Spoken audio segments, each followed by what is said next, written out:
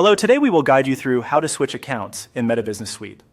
If you manage more than one business account, portfolio, or client workspace inside Meta Business Suite, switching between them is something you'll likely do often.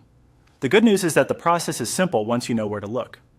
In this walkthrough, we'll show you exactly how to move from one account to another using the Portfolio menu at the top left of the screen. To begin, open Meta Business Suite in your web browser. Once the page loads, make sure you're on the main home screen of the platform. This is the central dashboard where you can manage content, messages, ads, and other business tools. If you already have access to multiple accounts, Meta Business Suite will let you move between them from a single menu, so you won't need to log out and back in each time. Next, look to the top left area of the screen for the Portfolio dropdown. This menu shows the account or business portfolio you are currently viewing. Click that drop-down to open the list of available portfolios connected to your Access. This is the key menu for switching accounts, so if you ever need to change workspaces in the future, this is the place to return to. After opening the drop-down, click on the Portfolio section to view the available account options more clearly.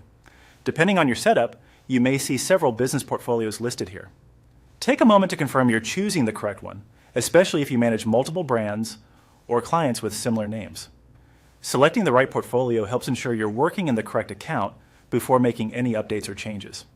Now choose the account you want to switch to by clicking the sample account shown in the list. As soon as you select it, Meta Business Suite will switch your view to that account.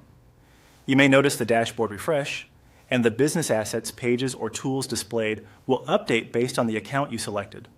That's all it takes to switch accounts in Meta Business Suite. If the account you need doesn't appear in the list, double check that you've been granted access to it and that you're signed in with the correct profile. It can also help to refresh the page if the portfolio list doesn't update right away.